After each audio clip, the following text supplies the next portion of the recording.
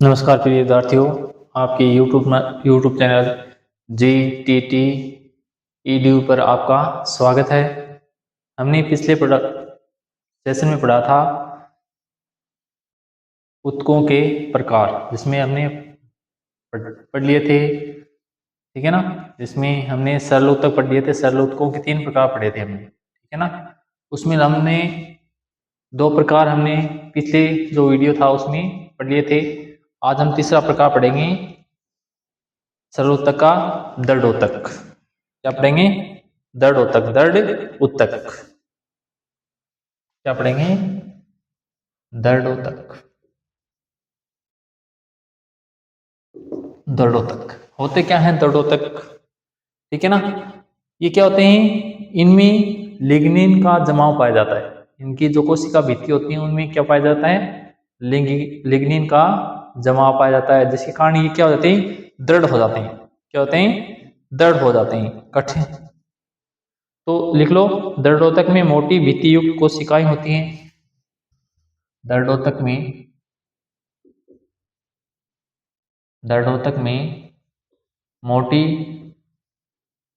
भित्ति युक्त कोशिकाएं होती हैं।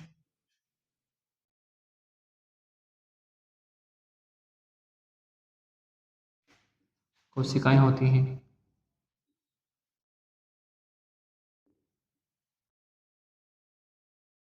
और इन कोशिकाओं पे क्या पाया जाता है? लिग्निन का जमाव पाया जाता है। क्या होती हैं? जिनकी भित्ति लिग्निन युक्त होती हैं।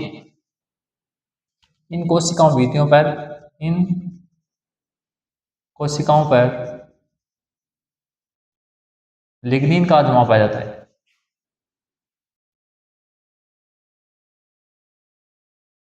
का जमाव पाया जाता है।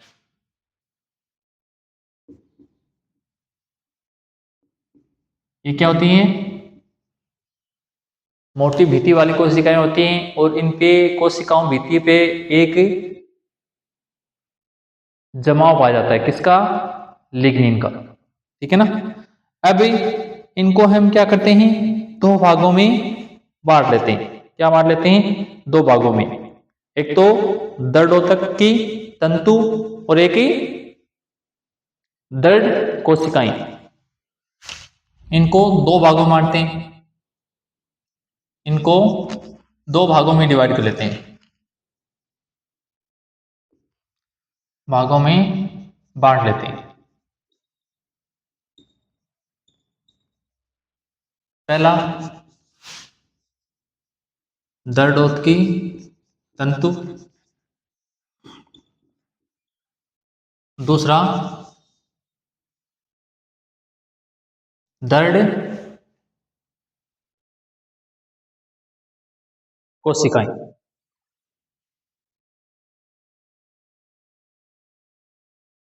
पहला तो क्या होता है? दृढ़ोत्तक की तंतु, और दूसरा क्या है? दृढ़ोत्तक की कोशिकाएं। तो पहले हम थोड़ा सा इसके बारे में जानकारी ले लेते हैं, दृढ़ोत्तक की तंतु के बारे में। तंतु क्या होते हैं? दृढ़ोत्तक के तंतु क्या होते हैं? देखो इसमें ये क्या होते हैं? ये तंतु सामान्यतः पतली दृढ़ोत्तक की कोशिकाएं होती हैं, जो सिरे से नुकीली होती हैं। ये क्या होती हैं? दृढ़ोत्तक की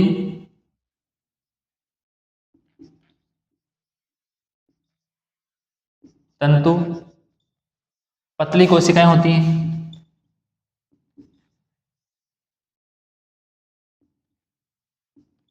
कोशिकाएं होती हैं जिनकी जिनकी क्या होती हैं? अगला सिरा क्या होता है? नुकीला होता है। क्या होता है? जिनकी जिनके सिरे क्या होते हैं? जिनके सिरे नुकीले होते हैं। नुकीले होते हैं, ठीक है ना। इनकी कोशिकाएं क्या होती हैं? पतली होती हैं, और सिरों से क्या होती है? नुकीली होती हैं। क्या होती हैं? नुकीली। जैसे एग्जाम्पल के लिए केपेरिस, एग्जाम्पल लिख लो इसका, केपेरिस।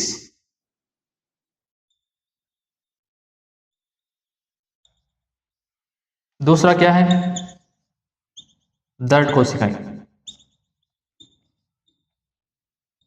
क्या है, दृढ़ कोशिकाएं। क्या होती हैं दृढ़ कोशिकाएं, क्या होती हैं, ये अत्यधिक मोटी भित्ति युक्त कोशिकाएं होती हैं। ये क्या होती हैं, ये कोशिकाएं, ये कोशिकाएं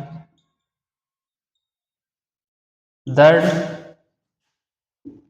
भित्ति युक्त होती हैं।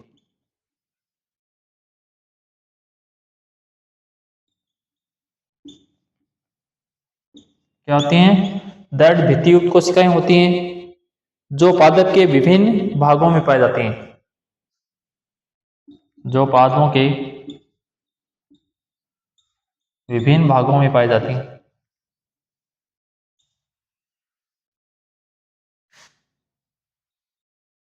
विभिन्न भागों में पाई जाती हैं।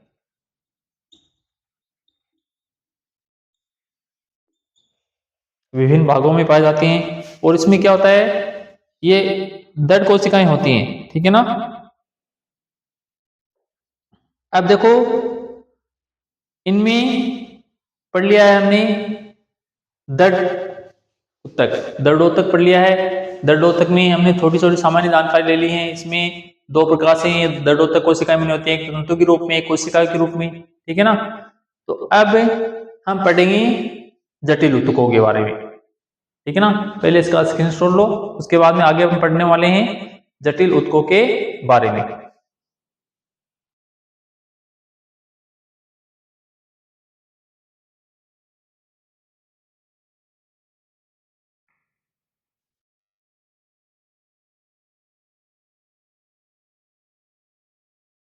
तो इसको मिटाते हैं।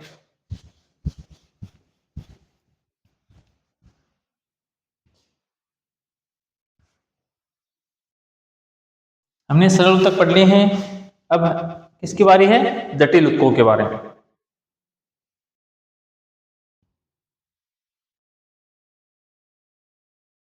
ठीक है ना, जटिल ऊतक।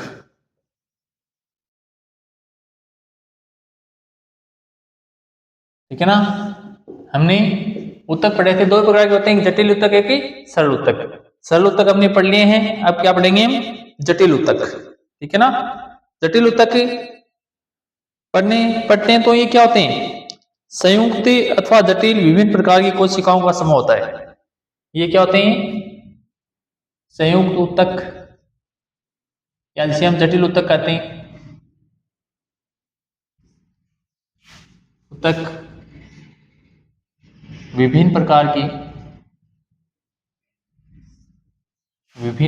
की कोशिकाओं का समूह होता है।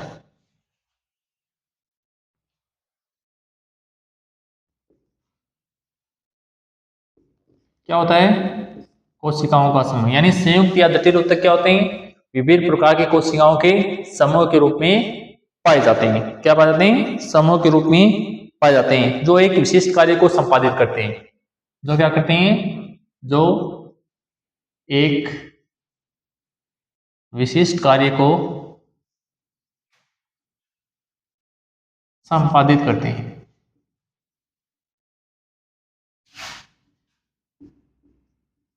जो क्या करते हैं, एक विशिष्ट कार्य को संपादित करते हैं।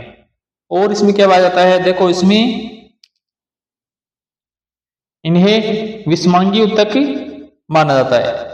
विभिन्न प्रकार की कोशिकाओं की उपस्थिति के कारण, कोशिकाएं क्या होती हैं, विभिन्न प्रकार की होती हैं, और विभिन्न प्रकार की कोशिकाओं के कारण विभिन्न प्रकार की कोशिकाओं के कारण इसे विषमांगी ऊतक भी कहते हैं। क्या कहते हैं, विषमांगी ऊतक भी कहते हैं। जटिल ऊतक क्या कहते हैं, विषमांगी ऊतक। यानी जटिल ऊतक क्या होता है, विभिन्न प्रकार की कोशिकाओं का एक समूह होता है। उसे क्या कहते हैं, जटिल ऊतक कहते हैं। और ये ऊतक क्या होते हैं, एक विशिष्ट कार्य को संपादित करने के लिए बने होते हैं, यानी ये किसी एक विशिष्ट कार्य को संपादित करते हैं। जैसे जाइलम है, क्या है, जटिल ऊतक, लेकिन जाइलम का क्या है, पौधे की जड़ से जो जल होता है उसको क्या करना, पौधे की जहां पे जल की आवश्यकता हो वहां पे पहुंचाना होता है। फ्लोएम है, ये भी क्या है, जटिल ऊतक है। इसका काम भी क्या होता है, पौधे के विभिन्न भागों तक खाने पहुंचाने का काम क्या करता है, फ्लोएम करता है। ठीक है ना। तो इस प्रकार ये जटिल ऊतक होते हैं, क्या होते हैं, विशिष्ट कार्य करने के लिए क्या होते हैं, बने होते हैं। ये कोई विशिष्ट कार्य करते हैं। और इसको क्या कहते हैं, विषमांगी ऊतक भी कहते हैं। क्यों कहते हैं, क्योंकि ये कोशिकाओं के विभिन्न समूह से बना होता है, विभिन्न प्रकार के कोशिकाओं से बना होता है, इसलिए इस समूह से जो ऊतक बनता है उसे विषमांगी ऊतक भी कहते हैं। ठीक है ना। अब देखो आगे इसमें जो दिया गया है, ठीक है ना,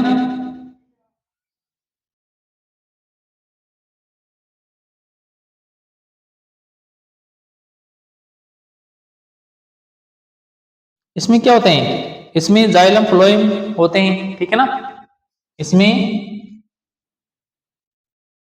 जाइलम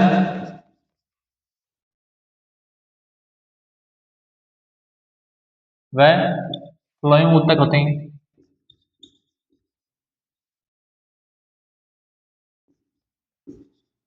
जिसके बारे में मैं पहले बता चुका हूं, क्या होते हैं, जाइलम जिसे जल रह जाता है, फ्लोएम पोषवाहक तक भी कहते हैं इसे। ठीक है ना। दारू तक जाइलम को कहते हैं, पोषवाहक तक फ्लोएम कहते हैं। तो ये क्या होते हैं, विभिन्न यानी एक विशिष्ट कार्य के लिए बने होते हैं। ठीक है ना। अब देखो सबसे पहले जाइलम,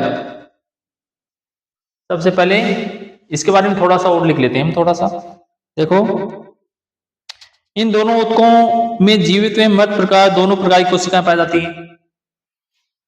इसे क्या कहते हैं, सवन ऊतक भी कहते हैं, इसे सवन ऊतक भी कहते हैं।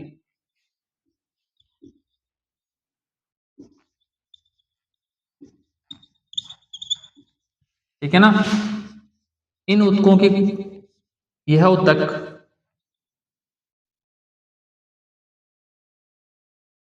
मृत एवं जीवित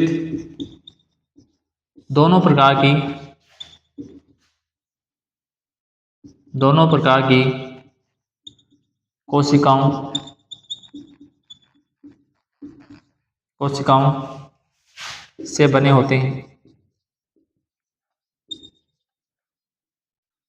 ये क्या होते हैं, दोनों प्रकार की सेल से बने होते हैं, दोनों प्रकार की कोशिकाओं से बने होते हैं। कौन से, इन्हें सवन ऊतक भी कहते हैं। और ये दोनों प्रकार की कोशिकाओं यानी जीवित में मृत दोनों कोशिकाओं से बने होते हैं।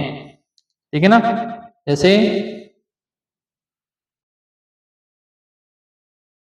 ठीक है ना। अब देखो जाइलम, जाइलम के बारे में थोड़ी सी जानकारी लेते हैं, उसके बाद में जाइलम पढ़ेंगे। ठीक है ना। जाइलम पहला तो कौन सा है, जाइलम, क्या है, जाइलम। ठीक है ना।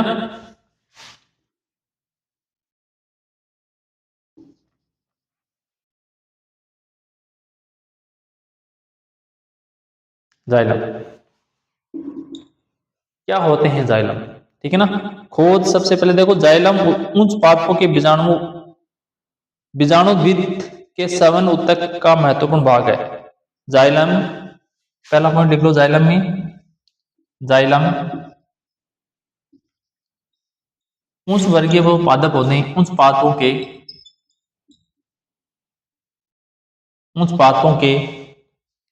उच्च पादपों के बीजाणुद्भिद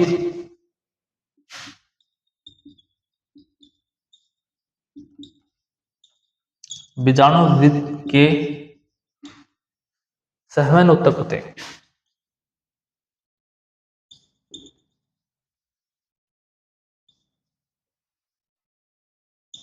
क्या होते हैं, जाइलम पुंज पादपों के बीजाणुद्भिद के क्या होते हैं, सहवन उत्तक होते हैं, ठीक है ना। अब जो सहवन उत्तक होते हैं तो ये क्या होते हैं, अब जाइलम की उत्पत्ति जाइलो शब्द से हुई है, जाइलम शब्द की उत्पत्ति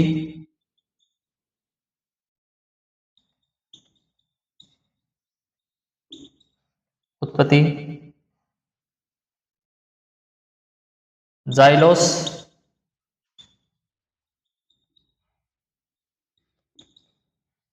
शब्द से हुई,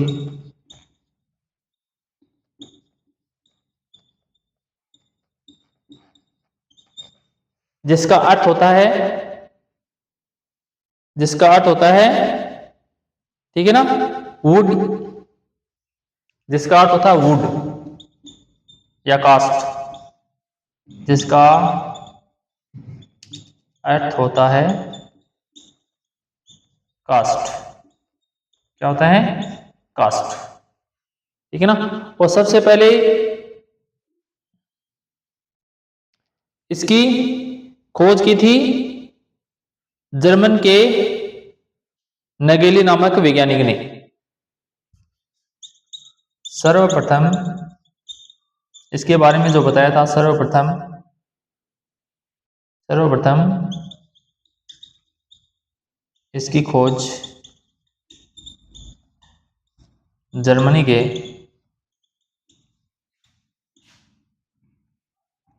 नगेली ने कब की थी, 1858 में।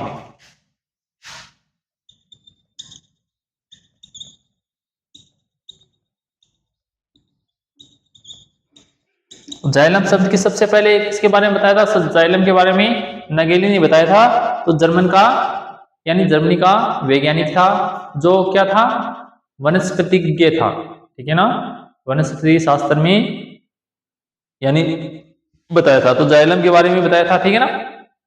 तो ये हमने पढ़ लिया है, ठीक है ना। सरल उत्तक के बारे में, दृढ़ उत्तक के बारे में पढ़ा था आज, उसके बाद में जटिल उत्तक, ठीक है ना, जटिल उत्तक के बारे में हमने थोड़ी बहुत जानकारी ली है और जाइलम को हमने स्टार्ट किया है, ठीक है ना। जाइलम के बारे में सामान्य जानकारी, यानी ये कहाँ पे पाए जाते हैं, इनकी उत्पत्ति किस शब्द से हुई है, और इसमें जो इसके बारे में बताने वाला वैज्ञानिक था वो कौन था, ठीक है ना। तो जाइलम क्या होता है, यानी इनकी जो उत्पत्ति है वो जाइलो शब्द से हुई है, जिसका अर्थ होता है कास्ट या वुड, ठीक है ना। और इसमें जो खोज की है वो नगेली ने की है, और कब की है, 1858 में।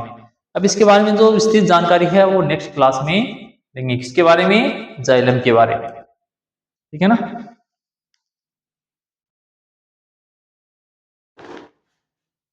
इसका स्क्रीनशॉट ले लो।